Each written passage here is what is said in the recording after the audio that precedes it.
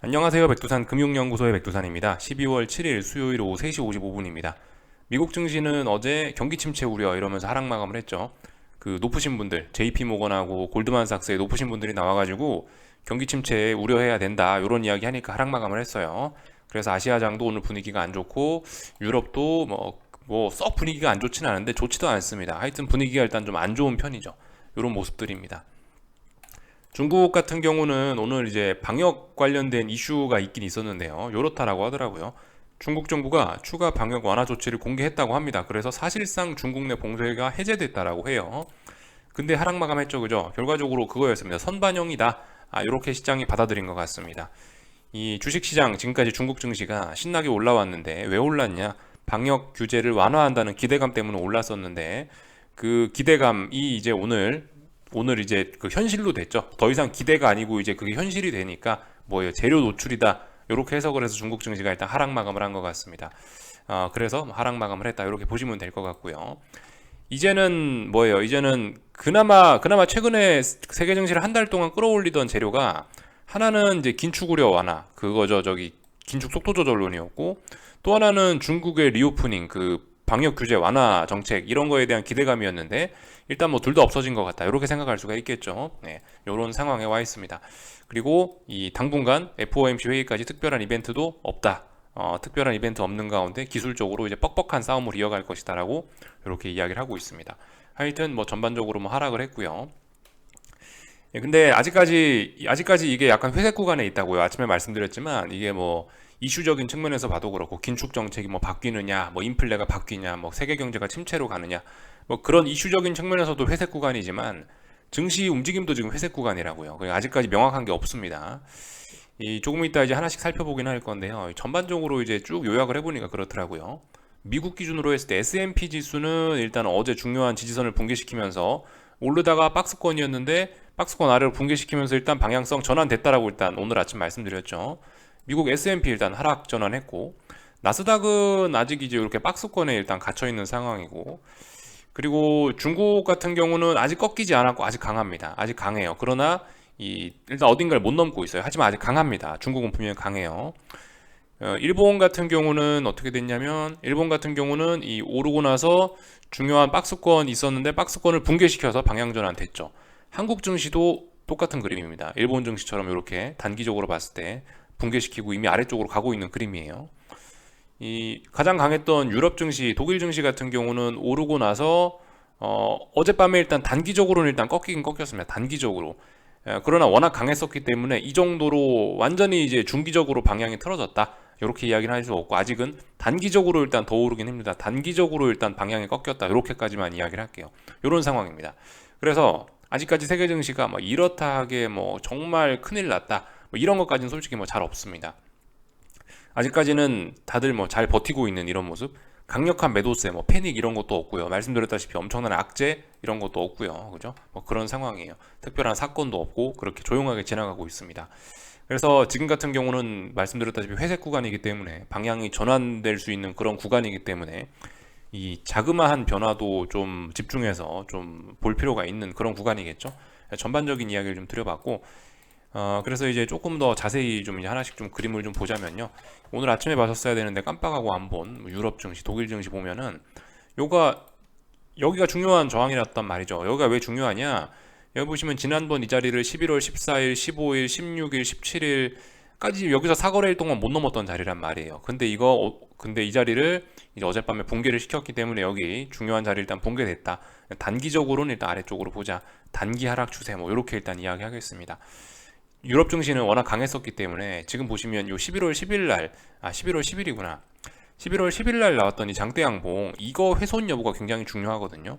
이게 뭐냐면 CPI 7.7 나왔던 날이에요. 미국 증시 CPI 7.7 나오고 한 달 동안 그거 CPI 잘 나오고 나서 한 달 동안 좋았던 건데 아무튼 요날 장대 양봉이 중요합니다. 이날 장대 양봉을 지키느냐 못 지키느냐가 굉장히 기술적으로 의미가 있어요. 근데 아직까지 이 장대 양봉을 테스트하는 건 아니잖아요. 이 장대 양봉은 여기 있고 지금 자리는 여기 있으니까 아직 한참 위에 있다는 거죠. 이 자리 본격적으로 테스트하는 거 아닙니다. 이런 자리는 붕괴시켜 줘야 이런 장대 양봉은 훼손시켜 줘야 그래야 이제 강력한 매도세도 어쩌다 저쩌다 할 것 같아요. 아직까지는 뭐 단기 매도세 정도, 단기적으로 중요한 자리가 붕괴됐으니까 일단 뭐 단기 아래쪽으로 간다. 일단 이렇게 보는 게 맞을 것 같습니다. 단기적으로 이런 라인이 붕괴됐는데 위로 또 올라갈 리는 없을 것 같고, 단기적인 측면에서 지금 단기란 표현을 굉장히 강조해서 말씀드리고 있습니다. 방향 전환 의심 정도 할 수 있는 거죠. 그리고 말씀드렸다시피 지금 여기 꺾인 자리가 이 전고점 자리에 저항이 있는 자리이기 때문에 일단 꺾였을 가능성 좀 있긴 있는데, 아직까지는 일단 가볍게 보자고요. 쌍고점 단기적으로 만들면서 이 중요한 지지선 붕괴시키는 단기 하락 추세, 이런 모습을 보이고 있습니다. 독일 증시 얘도 일단 뭐 약하게 꺾였다, 이런 걸 볼 수가 있겠죠. 하여튼 뭐 미국 증시 같은 경우도 그렇습니다. 그죠? 이 좀 전에 독일 증시 말씀드렸던 것처럼 이 11월 10일 날 CPI 7.7 나왔던 날에 이 장대 양봉이 중요한데, 미국 증시는 보시면 독일 증시처럼 강하지가 않았죠. 독일 증시는 저 위에 4120 정도에 가 있는 느낌인데, 지금 S&P는 저 밑에 와 있잖아요. 그래서 장대 양봉을 지금 톡톡톡 건드리면서 일부 훼손하고 있죠. 조금씩 끝부분을요. 그러니까 지금 이 자리까지 훼손을 시켰으니까 일단은 S&P는 방향 전환됐다라고 일단은 오늘 아침에 말씀을 드린 거예요. 그래서 뭐 조금 더 신뢰도를 좀 확인해 볼 필요는 있겠지만은 어쨌든, 그렇지만 일단은 어쨌든 뭐 깼으니까 아래쪽으로 간다, 이렇게 일단 이야기를 드리고 있습니다. 나스닥은 뭐 아직까지는 박스권, 그죠? 지난번 직전 저점 자리가 남아 있으니까, 지지력이 남아 있으니까 아직까지는 박스권으로 봐주고, 뭐 아직까지는 뭐 괜찮다, 뭐 이렇게 봐줄 수가 있겠네요. 근데 좀 전에 독일 증시 말씀드린 것처럼 여기 11월 10일 날 장대 양봉을 나스닥은 좀 많이 훼손시키고 있죠. 그렇기 때문에 이거 벌써 힘이 없다. 참고로 이 자리 7.4% 폭등했던 날인데, 이 삐끗 잘못해서 변동성 터지면 하루 만에 다 되돌릴 수도 있긴 합니다. 이 자리가 굉장히 지지력이 약하거든요. 한 번에 폭등했던 자리라서 지지력이 약합니다. 그래서 전저점 자리 붕괴시킬 때 잘 봐야 된다. 변동성 폭발할 수도 있다. 이렇게 이야기를 드릴 수가 있겠습니다. 그게 오늘 밤은 아닐 것 같은데, 하여튼 그 다음번에 조심해야 된다, 이런 이야기를 좀 드릴 수가 있을 것 같고요. 이제 또 하나하나 또 살펴보자면요. 일본 같은 경우, 그죠? 조금 전에 말씀드렸다시피 여기가 중요한 박스권 하단이었다고요. 그래서 오늘은 뭐냐, 상승해줘야 되는 게 자연스러운 날이다라는 이야기를 해드렸는데, 올라야 될 타이밍이에요. 오르는 게 자연스러운 날인데 미국에서 경기 침체다 이러면서 하락을 했어요. 그러니까 가야 될 때 못 갔다, 아래쪽으로 가는 게 강화됐다, 이렇게 일단 보겠습니다. 그래서 일단 계속해서 아래로 가고 있다. 한국 증시도 비슷한 케이스죠. 단기적인 모습으로 봤을 때요. 얘 같은 경우도 어쨌든 11월 10일, 11월 11일 있었던 그 CPI 발표 때의 양봉을 기준으로 볼 필요가 있는데, 일본 증시 보시면 11월 11일 이 양봉 완전히 시가까지 붕괴시켰죠. 그러니까 계속해서 일단 아래로 가고 있고, 완전히 약하구나, 방향 전환 됐구나, 이렇게 그냥 속 시원하게 받아들이시면 되겠죠. 중국 증시는 여전히 강합니다. 전 세계 원자재 가격을 이 중국 리오프닝, 이 중국의 봉쇄 완화 기대감으로 다 끌어올릴 만큼 봉쇄 완화 기대감이 강했었는데요. 그런 걸 갖고 중국 증시도 강하게 올랐었는데, 근데 일단 오늘 그 재료가 나오면서 오늘 어떤 실제적으로 어떤 그 봉쇄가 완화가 되면서 일단 증시는 하락 마감했습니다. 재료 노출로. 그래서 보시면 3거래일간 어딘가 저항을 누적시키고 있습니다. 별로 좋은 모습은 아니죠, 그죠? 물론 근데 아직까지는 강하기 때문에 아직까지는 눌림시 매수의 관점이 맞긴 맞는데요. 중요한 지지선 붕괴시킨 것도 아니고, 근데 아래쪽으로 볼 수 있는 근거도 생겼다. 요 자리 지난 3거래일 동안 넘지 못했던 어딘가를 넘지 못하면 계속해서 또 반등시 매도 전략이죠, 그죠? 계속해서 반등시 매도 전략, 이렇게 보시면 되겠습니다. 작은 근거가 생긴 겁니다. 작은 근거. 진짜 중요한 자리는 제 생각에는 뭐 여기 뭐 3190 뭐 이런 자리 정도는 붕괴시켜 줘야, 그래야지 이제 상해 종합이 아래쪽으로 꺾인다, 이렇게 볼 수 있을 것 같습니다. 좀 전에 광고 나와갖고 여기 이 정도 자리, 여기 시가로 보는 게 맞을까요? 3180 정도, 여기 붕괴시키면은 아래쪽으로 이제 갈 수 있다. 요거 방향 전환 아니죠. 하여튼 그래서 중국 증시는 강하다고 이야기를 해드렸습니다. 중국은 아직까지 뭐 강해요. 보시다시피 뭐 위안화도 그래서 강하고요. 위안화 같은 거 보시면은 이 7위안을 돌파 한착 해야 됩니다. 7위안 여길 돌파 한착 해야 뭐 또 추세 전환이고 뭐고 그런 이야기를 할 수 있지. 아직까지 위안화도 강하고요. 그러니까 계속 아래쪽으로 간다, 그런 이야기죠. 하여튼 중국 증시도 강하고 뭐 이런 모습입니다. 그래서 뭐 전반적인 모습들을 좀 살펴봤다, 이렇게 볼 수가 있을 것 같고요. 오늘 뭐 한국 증시 뭐 보시다시피 일단 하락 마감했습니다. 경기 침체 우려라면서 하락 마감을 했으니까 뭐 그런 걸 재료로 활용했겠다 싶고요. 뭐 특별히 이상한 거 없는 것 같습니다. 삼성전자 6만원 부근 다시 한번 꿈틀하면서 테스트했지만 역시나 약하다라는 게 좀 증명이 된 것 같고요. 만기가 있기 때문에 보시다시피 이렇게 장중에 추가적인 폭락은 면했다. 이렇게 개인적으로 보고 있습니다. 만기가 아니었다면은 하이닉스처럼 이런 꼴이 날 수도 있었을 것 같은데 만기주라서 좀 버틴 게 아닌가 싶습니다. LG 에너지 솔루션 같은 것도 어쨌든 뭐 계속해서 뭐 약한 모습을 보이고 있어요. 좀 빡빡하게 따지면요, 한 56만 2천 원 이 자리가 어떤 그죠? 56만 2천 원 이 자리가 여기 보시면 대충 박스권 하단이에요. 여기가 이렇게 보실 수가 있는데 59만 원, 56만 2천 원 이런 자리가 박스권 이렇게 보실 수가 있겠는데 얘도 아직까지 좀 그죠? 박스권 밑에서 놀고 있습니다. 턱걸이 하긴 했는데 일단 그다지 큰 의미는 없는 것 같아요. 일단 전반적으로 얘도 일단 아래쪽으로 일단 슬슬슬슬 꼬꾸라지고 있는 것 같다. 이렇게 보실 수가 있겠습니다. 하여튼 만기일이라 버티는 것 같아요. 만기일이라 이번 주가 만기주라서 하여튼 변동성을 확대시키기 어려운 조건이 있으니까 그래서 이렇게 대형주들도 급락은 하지 않고 버티는 것 같다. 이렇게 보고 있습니다. 오늘 뭐 선물지수도 뭐 보시다시피 이렇게 잘 급락을 하고 있는데요. 아직까지는 뭐 차분합니다. 그죠? 아직까지는 차분한데 이 약간 이제 좀 급락의 위험이 있다까지 뭐 그런 레벨까지 좀 내려왔어요. 오늘까지는 뭐 괜찮을 수 있습니다. 근데 이제 뭐 예를 들어서 오늘 밤에 미국이 급락한다. 뭐 오늘 밤에도 미국이 하락한다. 그러면 한국 증시는 내일 또 급락 폭락의 위험이 있긴 있습니다. 만기주인데요. 만기주임에도 불구하고 내일이 만기일이네요. 그죠? 내일이 만기일인데 만기일임에도 불구하고 변동성이 확대될 수도 있는 지금 그런 자리입니다. 잘 보셔야 돼요. 이 뭐 볼린저 밴드 하단 자리, 그죠? 볼린저 밴드 하단 자리 이런 것들 잘 보시면은 볼린저 밴드 슬슬 확대되고 있고요. 내일도 만약 연속적으로 하락하면은 내일은 그냥 조그만 답답한 하락 이런 것보다는 좀 급락, 폭락의 가능성이 좀 많긴 합니다. 아래쪽으로 보시면 일단 별다른 지지력도 없긴 하고요. 뭐 그런 모습이에요. 별다른 지지력도 없기 때문에 뭐 급락을 한다라고 한다면 대략적으로 여기 양봉 4-5개가 쭈르시 모여있죠. 이 자리 부근이 어떤 지지선입니다. 대략적으로 이런 식으로 좀 표기를 할 수 있을 것 같은데 이런 식으로 여기하고 뭐 여기 정도. 그래서 한 300에서 한 305 정도까지 이렇게 해서 5포인트 정도가 어떤 매물대입니다. 여기가 어떤 여기가 어떤 그 지지선대죠. 그러니까 뭐 여기 정도까지는 뭐 왕창 무너질 수 있다 이렇게 볼 수가 있겠습니다. 만약 내일도 이제 급락을 한다면요. 근데 아무튼 지금 보시면은 약간 단기적으로 좀 많이 빠지긴 했어요. 그죠? 단기적으로 다소 좀 부담스럽긴 합니다. 325에서부터 308까지 지금 시원하게 지금 하나 둘 셋 넷 다섯 5거래일 동안 내려오기도 했고 지금 보시면 이제 5일선과 이격이나 이런 것도 조금씩 생각을 해봐야 되거든요. 물론 더 빠질 수 있긴 한데요. 이제 여기서 같은 경우는 이제 조금씩 이제 힘을 좀 아껴 쓰는 게 좋지 않을까 싶긴 합니다. 아래쪽으로 빠지긴 빠지는데 좀 천천히 빠져라 생각이 개인적으로 뭐 그랬으면 좋겠다는 뭐 그런 이야기 정도 할 수 있을 것 같아요. 다소 뭐 그러니까 더 빠질 수 있는데 다소 부담스럽습니다. 다소. 근데 어쨌든 지금 내일도 하락한다면 내일은 이제 뭐 급락 폭락의 가능성이 있다. 다만 이제 내일은 만기일이죠. 만약에 내일 폭락한다라고 한다면은 내일 장 초반에 폭락하면은 다시 아래 꼬리 쭉 달릴 수 있고 아마 그럴 거예요. 만기일은 보통 되돌립니다. 그죠?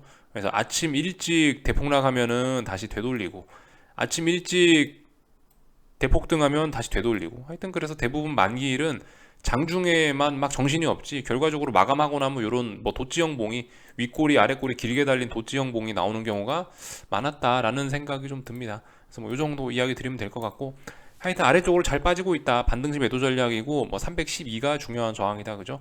아래쪽으로 지지력은 어디가 있고 또 그리고 아침에 말씀드렸다시피 이제 코스피가 방향성은 아래쪽으로 꺾었는데 여기서 이제 얼마나 아래쪽으로 가느냐가 정말 중요한 부분이다. 우리가 이 1년 반 가까이 끌어오던 이 중장기적인 하락 포지션을 청산해야 될 수도 있는 그런 가능성이 있는 그런 자리다. 잘 보자라는 이야기를 드리고 있습니다. 잊으시면 안 되겠고요. 코스닥 150 같은 경우는 일단 박스권 하단부 지켰습니다. 아직까지는요. 붕괴된 건 아니죠. 그러니까 일단 가만히 계시면 될 것 같고요. 물론 이게 이제 의미 있는 지지력이라고 하기도 좀 뭐합니다. 의미 있는 지지력까지는 안 나와갖고 일단 그냥 버티는 그런 모습입니다. 하여튼 잘 봐야 되겠습니다. 붕괴되면 이제 아래쪽으로 와르르 캉캉 하는 거고요. 붕괴 안 되면 또다시 박스권 답답하게 갇히는 거고, 그죠? 그렇게 보시면 되겠습니다. 근데 코스닥 시장 같은 경우는 당분간 이 부분에 전부 다 지지선이에요. 전부 다 매물대입니다. 이 보시다시피 조금 좀 크게 보자면요. 코스닥은 어때요? 이쪽에 있는 이런 구간들 전부 다 네, 알고 보면 전부 다 그 매물대고 지지선이잖아요. 지금 와서 보면요. 그래서 그 어디서부터 어디까지냐 지지선이 여기 1000부터 해가지고, 예, 1000부터 해갖고 여기 사실상 전저점까지 전부 다 매물대예요. 그래서 굉장히 매물대가 두껍게 쌓여 있습니다.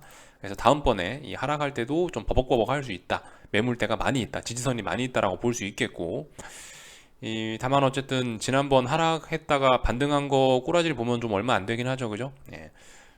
하여튼 뭐 요 정도 이야기만 하여튼 뭐 드리면 될 것 같아요. 특별히 뭐 점검할 건 없는 것 같고, 뭐 지금은 그냥 이제 잘 지켜볼 때입니다, 그죠? 그 다양한 생각들 하시면서요. 경기 침체가 진짜 올 수 있을까? 뭐 아니면 그죠? 뭐 하여튼 요런저런 생각들 하시면서 미국의 긴축 속도는 진짜 뭐 미국의 긴축 속도가 진짜 조절이 될 수 있을까? 인플레와의 싸움은 어떻게 될까? 뭐 이런저런 생각들 하시면서요. 뭐 그런 것들 생각하시면서 이제 앞으로의 미래에 대한 고민을 좀 해보는 때고, 그 와중에 이제 아직까지 결론은 좀 내시는 건 좀 곤란한 것 같고요. 우리 다 같이 고민만 해보자. 고민만 하고, 일단 근데 이제 고민은 하고 있는데 시장은 슬슬 아래쪽으로 꺾일라 그러네요. 그죠? 아래쪽으로 가는 놈은 아래쪽으로 후려패 주시면 되는 거고, 어, 뭐 일단 그렇게 지나가시면 되겠습니다. 원달러 환율 같은 경우도 아직까지 애매한 뭐 그런 자리, 그죠? 박스권 들어왔다 말씀드렸죠. 1315원에서 한 50원까지 대략적으로 박스권 안에 들어왔다. 요 정도 이야기를 해드리면 얼추 다 본 것 같습니다. 얼추 다 봤고요. 그죠? 뭐 딴 거 더 할 건 없는 것 같고, 아침에 S&P 뭐 이런 이야기 드렸고요. 그 빅스 지수는 앞으로 좀 더 올라야 추세 전환이다. 이런 이야기 좀 드렸고요.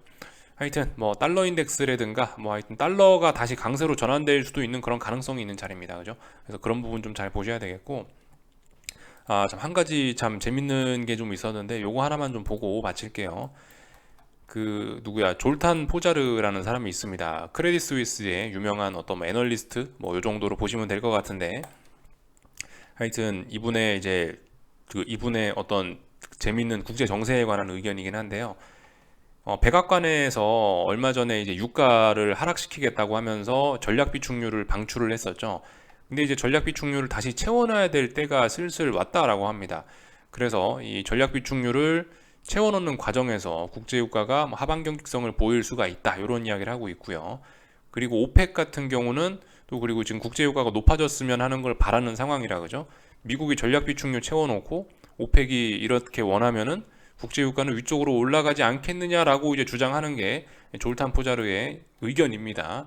근데 졸탄 포자르고 모시기 간에 일단 중요한 건 국제 유가는 아직까지 하락 추세예요. 그거는 지금 제가 말씀드린 이런 거는 졸탄 포자르의 어떤 의견에 불과한 거지. 예, 뭐그 실제로 국제 유가가 하락 추세인 거는 어쨌든 이거는 네, 이건 의견이 아니고 사실입니다. 그런 건 좀 참고하셔야 되겠다. 그럴 수도 있다라고 가능성을 좀 제시를 하고 있어요. 근데 어쨌든 유가는 아래까지 아래로 잘 가고 있다. 또 그리고 뭐 얼마 전에 유로존에서 러시아 원유 60달러 상한선 제도 그런 거 나왔죠. 그래서 이제 금 1g과 원유 60g을 이 패깅할 수도 있다는 재밌는 주장을 하긴 하는데 제법 솔깃한 것 같아요. 그죠? 이렇게 되면은 금값이 또 치솟을 수 있겠구나 뭐 생각은 할 수 있는데, 말씀드렸다시피 이런 것들은 그냥 이제 졸탄 포자르의 의견일 뿐이죠. 검증되지 않은. 이 사람도 이제 미래는 모르는 겁니다. 물론 엄청난 전문가고 그러신 분이긴 한데요. 전문가고 뭐 워렌 버핏이고 바이든이고 파월이고 간에 일단 미래는 모르는 거기 때문에 뭐 전부 다 저 사람들 이야기를 다 들을 필요는 없고요. 그럴 수 있겠구나. 근데 개인적으로 좀 솔깃하긴 솔깃해요. 그렇지만 유가는 하락 추세입니다. 그죠? 이런 점들 생각하시면서 보시면 좋겠습니다. 여기까지 할게요. 궁금한 거 리플 남겨주시고요. 내일 아침에 뵙도록 하겠습니다.